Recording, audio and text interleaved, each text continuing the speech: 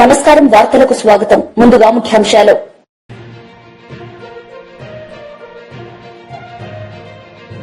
పేదల జీవితాల్లో వెలుగులు రావాలి, అదే నా ఆకాంక్ష అని సీఎం చంద్రబాబు వెల్లడి.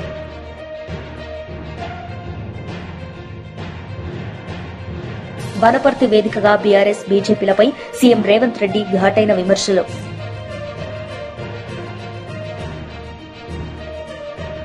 పేదల జీవితాల్లో వెలుగులు రావాలి, అదే నా ఆకాంక్ష అని సీఎం చంద్రబాబు నాయుడు అన్నారు. ఈ సందర్భంగా ఆయన ప్రసంగించారు. ఆయన ఎమ్మెల్యేగా ఎంపిక చేశాం. 30 సంవత్సరాల తర్వాత తిరుగులేని విజయాన్ని ఇచ్చిన మిమ్మల్ని అందరినీ మనస్ఫూర్తిగా అభినందిస్తున్నా. ఓసారి సరైన సమయంలో సరైన నిర్ణయం తీసుకుంటే ప్రజలు కూడా ఆశీర్వదిస్తారు. దానికి ఉదాహరణ ఇక్కడుండే ఎంపీ ఎమ్మెల్యే అని చెప్పి కూడా మీ అందరికీ విజ్ఞప్తి చేస్తున్నా. సహచర మంత్రివర్గ సభ్యులు రామ్ ప్రసాద్ రెడ్డి గారు, ఆయన కూడా ఉత్సాహంగా పనిచేస్తున్నాడు. అలాంటి వ్యక్తి ఇక్కడ ఇన్ఛార్జిగా ఉన్నారు. వారికి వేదిక పైన బెనిఫిషరీస్ అందరికి వాళ్ళ ఇంట్లోకి పోయి వచ్చాను. వాళ్ళ కష్టాలు నేరుగా చూశాను. ఈరోజు వాళ్ళ సమక్షంలో ఈ మీటింగ్ మనం పెట్టుకుంటున్నాం. అదేవిధంగా జిల్లా కలెక్టర్ గారు, అధికార యంత్రాంగం అంతా ఉన్నారు. వారందరికీ కూడా పేరు పేరున మీ అందరి తరపున నమస్కారాలు. మీకు అందరూ కూడా ప్రత్యేకంగా ధన్యవాదాలు. ఈరోజు మీ ఉత్సాహం చూస్తున్నాను. చిన్న పిల్లల దగ్గర నుంచి ఎక్కడ చూసినా ఒక నవ్వు ముఖంతో వచ్చారు. ఇంత మునుపు 5 ఏళ్లైతే ఈ రాష్ట్రంలో ఎక్కడ కూడా నవ్వు అనే మాటే కనపడలేదు. ఇప్పుడు ఏ ఊరికి వచ్చినా ఆనందంగా స్వాగతం పలుకుతున్నారు, స్వేచ్ఛగా ముందుకు వస్తున్నారు. ఇది పెద్ద మార్పు 9 నెలల నుంచి.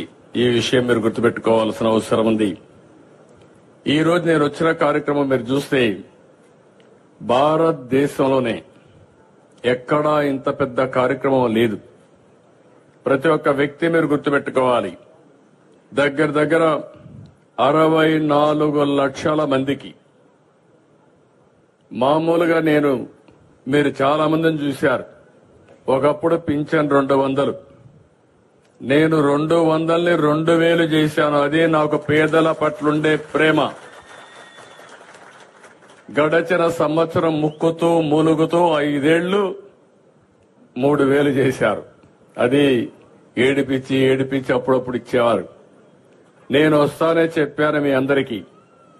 3000, 4000 చేస్తానని చెప్పి పెంచిన పింఛను కూడా ఏప్రిల్ నెల నుంచి ఇస్తానని చెప్పి మీకు ఇచ్చిన పార్టీ ఎన్డీఏ అని చెప్పి కూడా నేను మీకు తెలియజేస్తున్నా. అదే మరి కొంతమంది సమాజంలో దివ్యాంగులు ఉంటారు.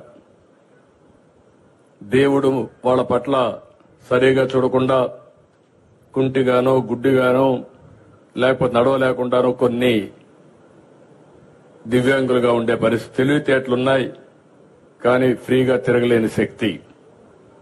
నేను ఒకప్పుడు 500 రూపాయల నుంచి 3000 రూపాయలు చేసిన వ్యక్తి నేనే ఆ రోజు. మీరు గుర్తుపెట్టుకోవాలి. ఈ రోజు 3000 నుంచి 6000 చేశాను. అంటే 14 నుంచి ఈ రోజు వరకు 500 నుంచి 6000 దివ్యాంగులకు ఇచ్చామంటే అది వాళ్ళ పైనుండి నాకు ప్రత్యేక అభిమానం అని చెప్పి కూడా నేను మీకు తెలియజేస్తున్నా.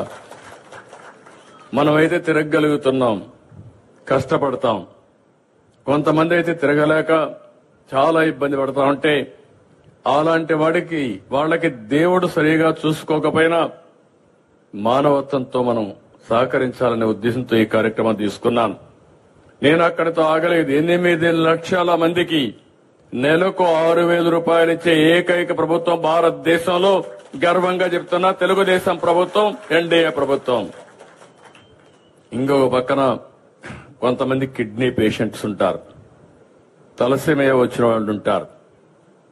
వాళ్ళ పరిస్థితి ఇంకా అధ్వానంగా ఉంటుంది. నెలకొక్కసారి బ్లడ్ తీసుకోవాలి. ట్రాన్స్మిషన్ అంతా కూడా వనపర్తి వేదికగా బీఆర్ఎస్ బీజేపీలపై సీఎం రేవంత్ రెడ్డి ఘాటైన విమర్శలు చేశారు. రాష్ట్రాభివృద్దికి మాజీ సీఎం కేసీఆర్, కేంద్ర మంత్రి కిషన్ రెడ్డి సైంధవుల్లా అడ్డుపడుతున్నారని ఆక్షేపించారు. రాష్ట్రానికి రావాల్సిన ప్రాజెక్టులను కిషన్ రెడ్డి అడ్డుకోవడం లేదా అని ప్రశ్నించారు.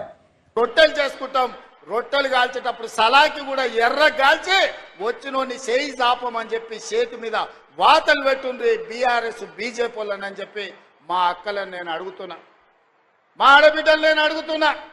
ఇవాళ అక్క ఆనాడు అమ్మగారింటికి పోవాలన్నా ఆలయానికి పోయి అమ్మవారిని దర్శించుకోవాలన్నా ఇంటి ఆయన బస్సు కిరాయిస్తే పోయినట్టు లేకపోతే లేనట్టు. నేను అడుగుతున్నా మా అక్కల్ని, అమ్మ ఇంటి ఆయన పనిపోతే మీరు బస్సు ఎక్కి అమ్మగారింటికి పోతే ఒక్క పైసాన్ని అడుగుతుర్రా ఎవరైనా?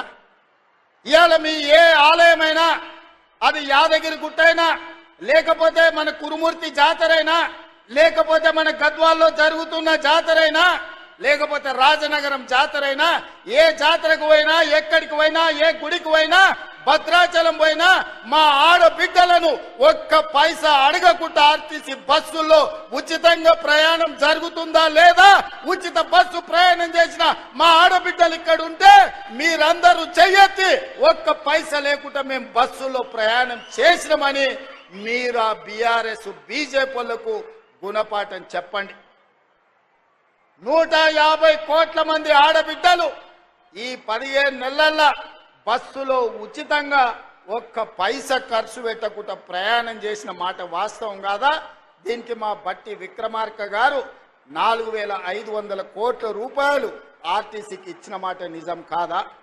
ఇదే కాదు, మా ఆడబిడ్డల స్వయం సహాయక సంఘాలు, ఆనాడు పివి నరసింహారావు గారు మొదలుపెట్టిన సంఘాలు చంద్రశేఖరరావు వచ్చినప్పుడు గ్రహణం పట్టినాయి. సూర్యగ్రహణం చంద్రగ్రహణం బట్టి ఎట్లా కనిపించుకుంటా పోతాయో ఈ చంద్రగ్రహణం బట్టి మా సంఘాలను, మా ఆడబిడ్డలను నిర్వీర్యం చేసిన మాట నిజం కాదా? సున్నా వడ్డీ కానీ పావులా వడ్డీ కానీ మీ బ్యాంకు లింకేజ్ కానీ ఆనాడు చంద్రశేఖరరావు ఎప్పుడన్నా ఇచ్చిండా? మరి ఇవాళ నేను, మా సీతక్క, మా బట్టి గారు 1,000 కోట్ల రూపాయలు సంఘాలకు ఇచ్చి మీ లింకేజీలు ఇచ్చి ఇవాళ మిమ్మల్ని అభివృద్ధి పదం వైపు నడిపిస్తున్న మాట నిజం కాదా? ఇవాళ 1,000 కోట్ల రూపాయలు ఈ వనపర్తి సాక్షిగా మా ఆడబిడ్డలకి ఇచ్చిన మాట నిజం కాదా? ఎవరన్నా అబద్ధం చెప్పచ్చు, ఇంటైనా సాయంత్రం వేస్తే మర్చిపోవచ్చు, కానీ మా అక్కలు మర్చిపోతారా? మా ఆడబిడ్డలు మర్చిపోతారా అని నేను అడుగుతున్నా. ఇవాళ మా అక్కలకు, మా సంఘాలు నిర్వీర్యం అవుతుంటే మా అధికారులను, మా సీతక్కను పెట్టి సమీక్షించి ఇవాళ రాష్ట్రంలో 67 లక్షల మంది ఆడబిడ్డలను సంఘాలలో సభ్యులను చేసి రేపటి దినం 1 కోటి మందిని సంఘాలలో సభ్యులుగా చేసి మా ఆడబిడ్డల్ని కోటీశ్వరులను చేయాలని రోజుకు 24 గంటలు నేను కష్టపడుతుంటే బీఆర్ఎస్ వాడు, బీజేపీ వాడు వచ్చి బండలు తీసుకొని కొడుతున్నారు. మా ఆడబిడ్డలు నిలదొక్కుంటే, ఆడబిడ్డలు ఆశీర్వదిస్తే రాబోయే 15-20 ఏళ్ళు రేవంత్ రెడ్డి ముఖ్యమంత్రిగా కాంగ్రెస్ పార్టీ అధికారంలో ఉంటే మా బతుకు బస్టాండ్ అవుతుంది, వనపర్తి బస్టాండ్ లో బిచ్చం ఎత్తుకొని బతకాల్సి వస్తుందని బీఆర్ఎస్ వాళ్ళు, బీజేపీ వాళ్ళు అబద్ధాలు చెప్తున్నారు. అందుకే ఇవాళ మా అక్కల్ని అడుగుతున్నా, మీ సంఘాలను ఆదుకునే బాధ్యత నాది కాదా?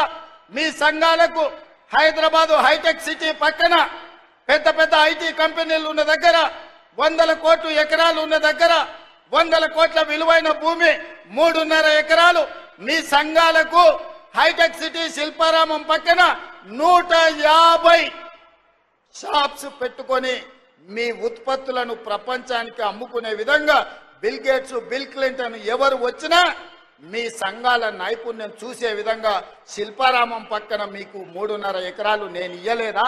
నిజం కాదా? మా ఆడబిడ్డలు నేను అడుగుతున్నా. ఎన్నడైనా మీరు ఊహించరా? విప్రో, ఇన్ఫోసిస్, మైక్రోసాఫ్ట్ లాంటి పెద్ద పెద్ద ప్రపంచ దిగ్గజాలైన పరిశ్రమల పక్కన 3.5 ఎకరాలు మా బిడ్డలకు ఇచ్చి మా ఆడబిడ్డలు ఆత్మ గౌరవంతో అదాని అంబానీలతోని పోటీ పడే విధంగా మీకాడ 3.5 ఎకరాలు ఇచ్చి. మాజీ మంత్రి కేటీఆర్ మీడియా సమావేశం నిర్వహించారు. ఈ సందర్భంగా పలు అంశాలపై ఆయన మాట్లాడారు. బ్రహ్మాండంగా ఈసారి నీళ్లు వస్తాయని చెప్పి చాలా ఆశతోని పంటలేసుకోవడమే కాదు, కొత్తగా దాదాపు 100-150 మోటార్లు కొనుక్కొని కాలువల మీద మోటార్లు పెట్టుకొని ఆ నీళ్లు వస్తే ఆ నీళ్లతోని సాగైతుంది, మా జీవితాలు మళ్ళొక్కసారి మేము ఆశించిన విధంగా మంచిగా అవుతాయని చెప్పి బ్రహ్మాండంగా డిసెంబర్-జనవరి మాసంలోనే వరి పంట నాటేసింది. వేసిన తర్వాత ఈరోజు పరిస్థితి ఏంది అంటే, కేసీఆర్ గారి మీద కోపంతో, కేసీఆర్ మీద ఒక అనవసరపు ద్వేషం పెంచుకొని ఆనాడు మేడిగడ్డలో కూడా ఏదో కుట్ర చేసి మొత్తానికి ఒక పర్రెవడేటట్టు చేసి ఆ పర్రెనే ఈరోజు ఒక పెద్ద ప్రమాదంగా చూపెట్టి ఆడికెళ్లి నీళ్లు తీసుకోకుండా గత 15 నెలలుగా ఏదైతే ఒక కుట్రపూరితంగా కాళేశ్వరం పాడైపోయింది అని చెప్పి ఒక పిచ్చి ప్రచారం చేస్తా ఉన్నారో ఇవాళ దానివల్ల రేవంత్ రెడ్డి యొక్క ఒక ద్వేషపూరిత వైఖరి వల్ల ఇలా జరుగుతున్నది ఏంటి అంటే పంటలు ఎండిపోతా ఉన్నాయి రాష్ట్ర వ్యాప్తంగా. రాజన్న సిరిసిల్ల జిల్లాలో ఎండుతున్నాయి, అదేవిధంగా పక్కనే వేరే జిల్లాల్లో ఎండుతున్నాయి. చివరికి కింద అక్కడ కాళేశ్వరం నీళ్లు ఏదైతే SRSP స్టేజ్ 2 కింద తుంగతుర్తి, సూర్యాపేట, కోదాడ దక్కపోతాయో అక్కడ కూడా ఎండుతా ఉన్నాయి. నిన్న మీరు చూసే ఉంటారు పెన్పహాడ్ మండలంలో సూర్యాపేట జిల్లాలో మా మాజీ మంత్రివర్యులు సూర్యాపేట ఎమ్మెల్యే జగదీష్ రెడ్డి గారు చివరికి కళ్ళనీళ్లు పెట్టుకున్న పరిస్థితి. ఈరోజు మా దేవునిగుట్ట తాండాలో రాజన్న సిరిసిల్ల జిల్లాలో ఈ రైతులు మొత్తం లంబాడ రైతులు, గిరిజన రైతులు.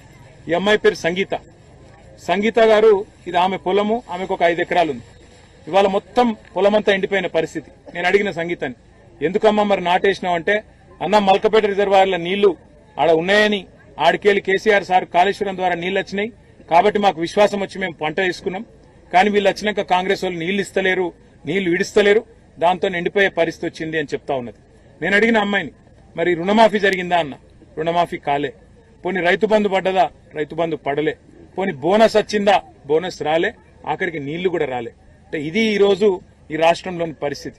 రాష్ట్రంలోని రైతులందరూ ఇవ్వాలనుకుంటున్న మాట ఏంటి అంటే, కేసీఆర్ అంటే కాళేశ్వరం, కాంగ్రెస్ అంటే శనేశ్వరం. నిజంగా కాంగ్రెస్ వచ్చినాక కాలం కూడా అయితలేదు. ఇది కాలం తెచ్చిన కరువు కూడా కాదు, ఇది కాంగ్రెస్ తెచ్చిన కరువు. రేవంత్ రెడ్డి యొక్క గుడ్డి ద్వేషం, గుడ్డి కోపం, కేసీఆర్ మీద ఉన్న గుడ్డి పగ దీనికి కారణం. ఇలా మేడిగడ్డ దగ్గర ఉన్న ఆ పర్రెను చిన్న రిపేర్ చేసి 3-4 నెలల్లో మొత్తం దాన్ని మంచిగా చేసి ఆడికెళ్లి నీళ్లు ఎర్రటి ఎండాకాలంలో కూడా ఎత్తుకొని గతంలో ఎర్రటి ఎండల్లో కూడా ఇదే సిరిసిల్ల జిల్లాలో ఉగాది సమయంలో కూడా ఆనాడు అప్పర్ మానేరు మత్తడి దుంకించిన ఘనత కేసీఆర్ గారి నాయకత్వాన్ని మీకు యాదికుండాలి. మిడ్ మానేరు నింపినాం, అప్పర్ మానేరు నింపినాం. అప్పర్ మానేరు నుంచి కింద కాళేశ్వరం దాకా, కింద మంతిని దాకా, ఆడికెళ్లి ఇటు దాకా ఎర్రటి ఎండల్లో కూడా అన్ని వాగులు, అన్ని చెర్లు నింపి రైతులను కాపాడుకున్న ప్రభుత్వం కేసీఆర్ ప్రభుత్వం.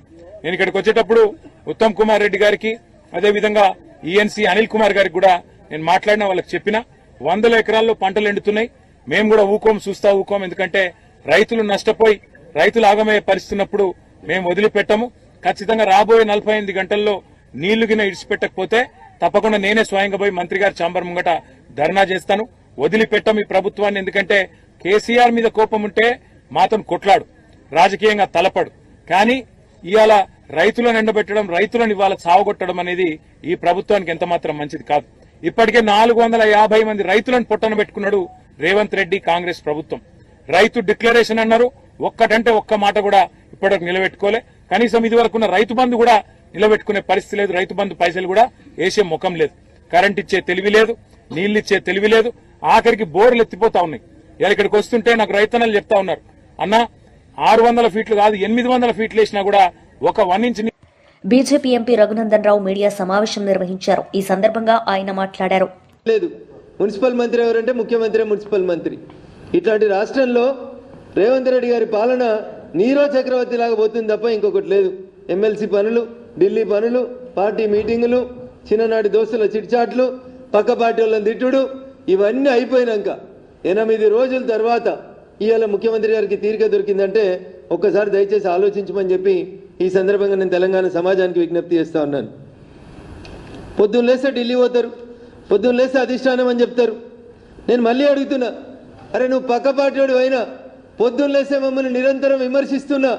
తెలంగాణ అభివృద్ధి కోసం మేము పనులు ఇస్తా ఉన్నాం, పైసలు ఇస్తా ఉన్నాం. అడిగినప్పుడల్లా అపాయింట్మెంట్ కూడా ఇచ్చారు ప్రధానమంత్రి గారు.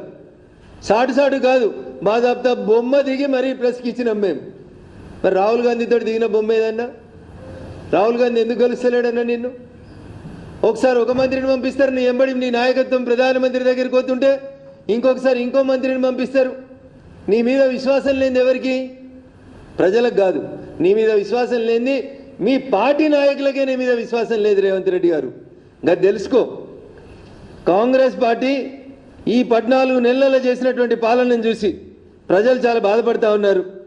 పేన మీకెళ్ళి పోయిలవటమని బాధపడతా ఉన్నారు. ఇట్లాంటి విషయాలన్నింటినీ పక్కదారి పట్టించుకున్నందుకే రేవంత్ రెడ్డి గారు ఇట్లాంటి నోటికి వచ్చినట్టు మాట్లాడుతూ ఉన్నాడు.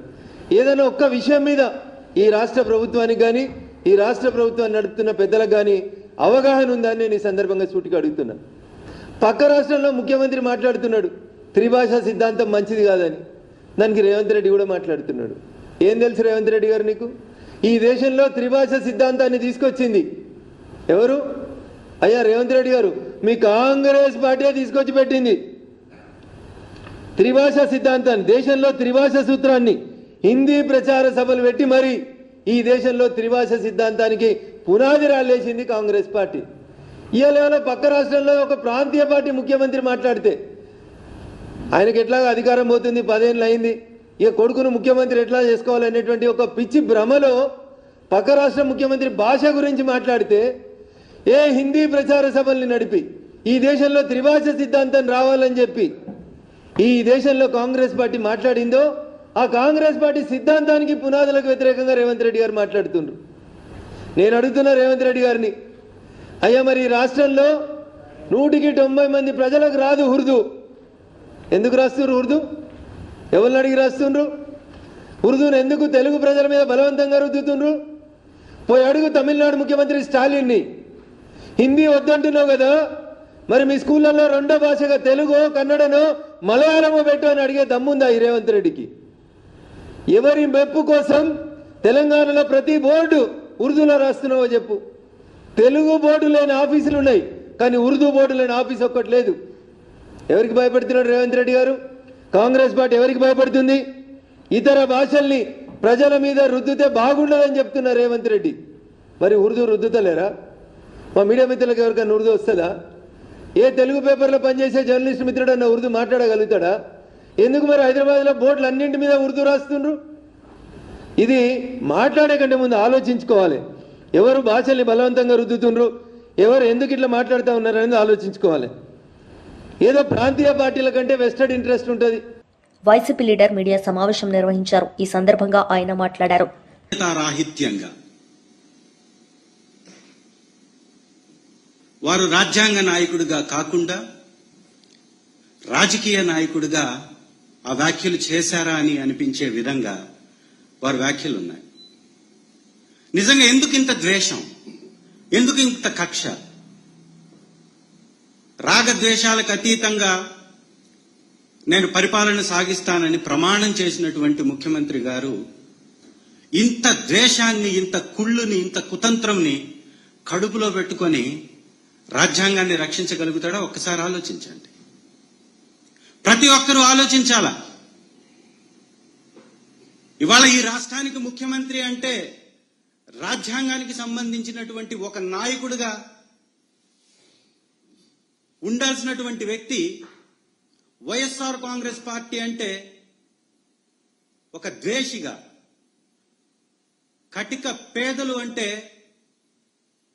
విద్వేషంతో కూడినటువంటి వ్యాఖ్యలు చేస్తూ, నేను కొందరి వాడిని అందరి వాడిని కాదు అనే విధంగా, నేనున్నది రాజకీయం చేయడానికి మాత్రమే, పరిపాలన చేయడానికి కాదు అనే విధంగా, నేను అధికారంలోకి వచ్చింది నా కొడుకుని రాజకీయంగా పెంచడానికి మాత్రమే, నా కొడుకు పోటీ చేసేటటువంటి నియోజకవర్గానికి సంపద మొత్తాన్ని దోచిపెట్టడానికి మాత్రమే, ఈ రాష్ట్రాన్ని పరిపాలించడానికి కాదు అనే విధంగా వారు చేస్తున్నటువంటి ఈ వ్యాఖ్యలు.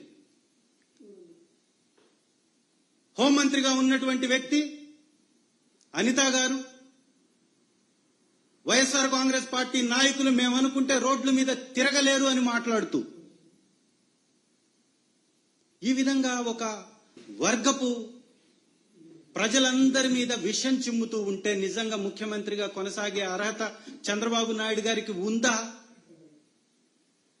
రాజ్యాంగాన్ని రక్షించాల్సినటువంటి వ్యక్తి భక్షించే విధంగా, పక్షపాతాలకి రాగద్వేషాలకి అతీతంగా పనిచేయాల్సినటువంటి ముఖ్యమంత్రి గారు రాగద్వేషాలతో మాత్రమే పనిచేసే విధంగా, అధికారులు ఎవరిని అర్హులైనటువంటి వారికి పని చేయకుండా పచ్చబిళ్ల పెట్టుకొని వస్తేనే పని చేయమన్నటువంటి మంత్రి గారి వ్యాఖ్యల్ని కొనసాగింపుగా ముఖ్యమంత్రి గారి వ్యాఖ్యలు. ఉన్నటువంటి మంత్రులందరూ కూడా వైఎస్ఆర్ కాంగ్రెస్ పార్టీ మీద విషం చిమ్మేటటువంటి ప్రయత్నం చేయడం, ఇది నిజంగా ఎంత ఆక్షేపణీయం, ఎంత దుర్మార్గం. ఈ రాష్ట్రంలో ఉన్నటువంటి వరంగల్ మామునూరు విమానాశ్రయం కేరళ కొచ్చి విమానాశ్రయం తరహాలో ఉండాలని, ప్రతినిత్యం రాకపోకలతో విమానాశ్రయంలో కార్యకలాపాలు జరిగేలా డిజైన్ రూపకల్పన జరగాలని ముఖ్యమంత్రి రేవంత్ రెడ్డి గారు అధికారులకు సూచించారు.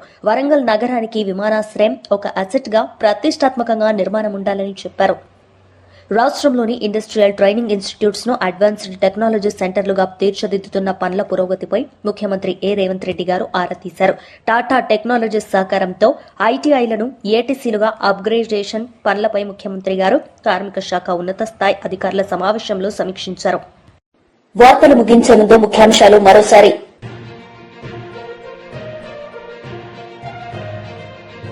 పేదల జీవితాల్లో వెలుగులు రావాలి, అదే నా ఆకాంక్ష అని సీఎం చంద్రబాబు వెల్లడి.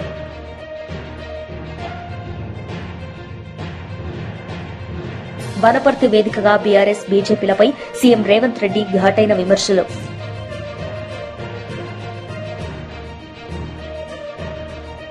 ఈ వార్తలు ఇంతటితో సమాప్తం. తిరిగి ప్రసారమయ్యే వార్తల్లో మళ్లీ కలుద్దాం. అంతవరకు సెలవు. నమస్తే.